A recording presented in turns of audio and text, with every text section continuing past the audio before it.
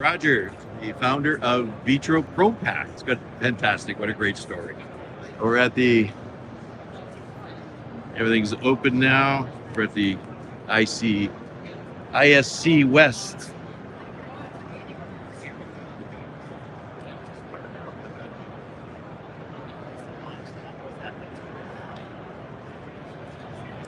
Here's the founder. Every guys are buying. He's selling these Vetro packs like crazy here. Guys just come up, just love this stuff, right?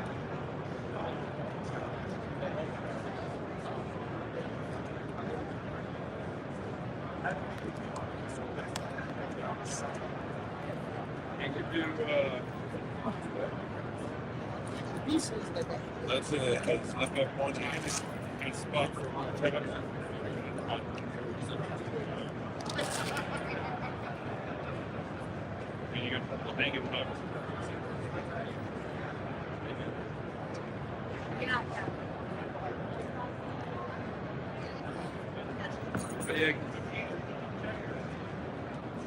We're at ICS West in Las Vegas, and I'm here with the founder of Veto Pro Pac. It's Roger Brouard, and we're based out of Norwalk, Connecticut, and it's a tool bag company that I started, and the intention was designing a tool bag that functioned a lot better than the soft side tool bags that were on the market. And I lived in Maine, and You were making lobster boats. I was Building lobster boats. Yeah, build them. Yeah, absolutely. And I was 21 years old. I grew up in Connecticut, born in Yonkers, New York, but my parents moved out to Connecticut when I was 4 years old. Grew up there basically, and then after I have a fine arts degree, majored in sculpture. And one summer, I worked on a framing crew, framing apartment buildings in around central Connecticut. Another summer, worked for a roofer. And then upon graduation, I got a job building with lobster boats up in Maine, which was an awesome experience. It's like, how do you make a zucchini out of wood? Because nothing is plumb, straight, or level.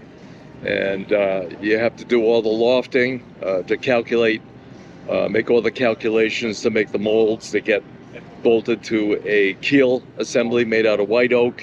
All the steam bent white oak frames, which go into a steam box. This is old school nowadays. A lost art. Yeah, this is called lofting, and that's the way that you determine at different segments and sections of the boat to get the shape of the hull, and it's very technical.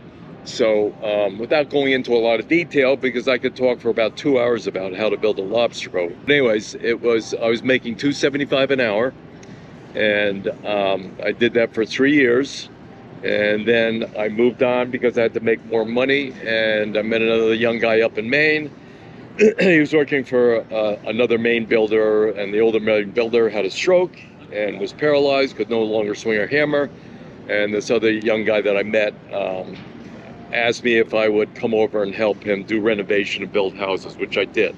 And I did that for another, I don't know, that was another 4 or 5 years or something. And then I got an in with the Carpenters Union out of Bangor, Maine, and that was now $6.75 an hour. That was big money, and built a sewage treatment plant on the Penobscot River, just south of Bangor. So that was all hard hat work, forming concrete. That was probably about, I don't know, a year and a half, 2 years building that sewage treatment plant. But anyways, after living in Maine for 10 years, I moved to New York City. And I'd made all my toolboxes in Maine out of wood, which I enjoyed building, and all of our nail boxes too. And this is all before nail guns too. There were no nail guns, there were no compound miter saws. So for a compound miter cut, like a rake, meaning a fascia board, that's a compound cut, we would draw it out by hand and cut it by hand. It was a different world back then, learning the trade of being a carpenter. So moving to New York City, I got a job with Mortan Construction out of Howard Beach, Queens, and we're doing renovating lofts down in Soho area. And I was moving around the city with my wooden toolbox, and they were always 24 inches long on the inside to accommodate a 2-foot level or the 24-inch leg of a framing square. Squeezing in and out of a subway with a wooden toolbox, jab somebody with a framing square, you get shot. So I basically decided I got to get a tool bag and went down to Canal Street. This would have been like 1980.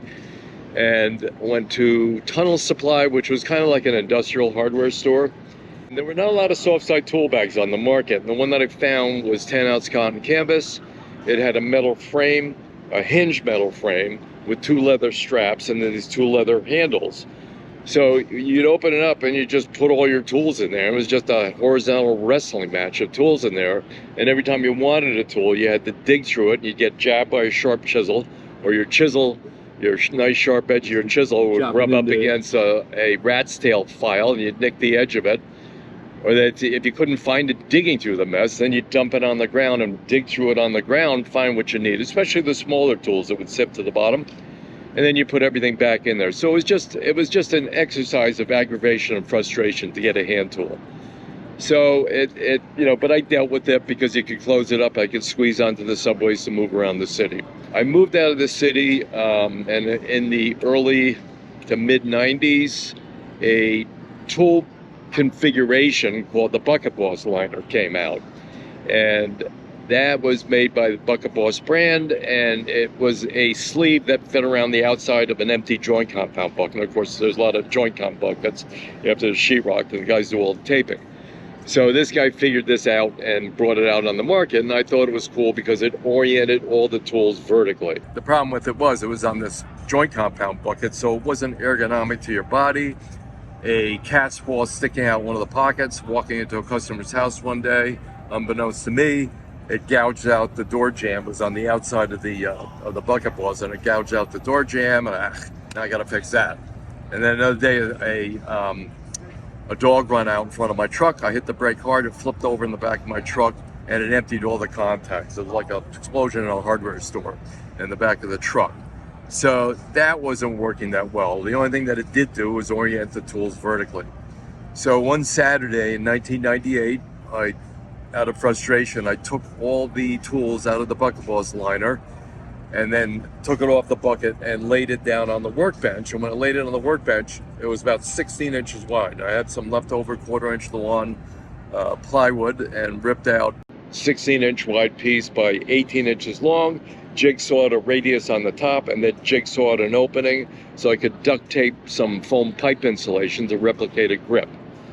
Now I could slide the sleeve up on this panel, and I could pop rivet it to the panel. Now the sleeve, instead of being on a round bucket, was on a flat panel. And then an American company called Plano that makes injection molded fishing tackle boxes, they were the first ones to come out with a soft side bag that had a plastic bottom. And I thought that was brilliant because a plastic bottom does 3 things: moisture protection, wear and tear protection, and stability to a loaded tool bag. But their plastic bottom, it only returned up about 3/4 of an inch on the side. It was very thin plastic, so it was kind of warped. But anyways, it was a gate mount style. So you have a center zipper with 2 floppy canvas handles.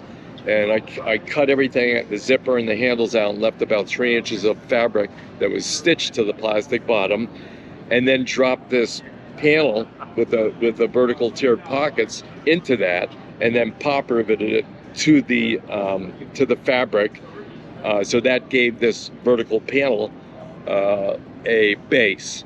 We were doing a high-end kitchen renovation that was in Darien, Connecticut. And on Friday, the guys came in, put all the brand new granite countertops on. And I told the customers, you can put away your hot plates and cook in the kitchen this weekend. We'll be back on Monday to put all the cabinet and drawer pulls on. And so that Monday, I had this, prototype, because it was, to me, it was just like, there's got to be a better way to store all these hand tools. And all the tool bags that were on the market, they just didn't function for me. They didn't function very well at all.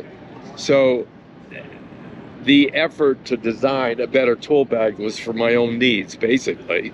And so I had this rig that I made, and I came walking in the house, and it was a beautiful spring morning. First time you could wear a t-shirt.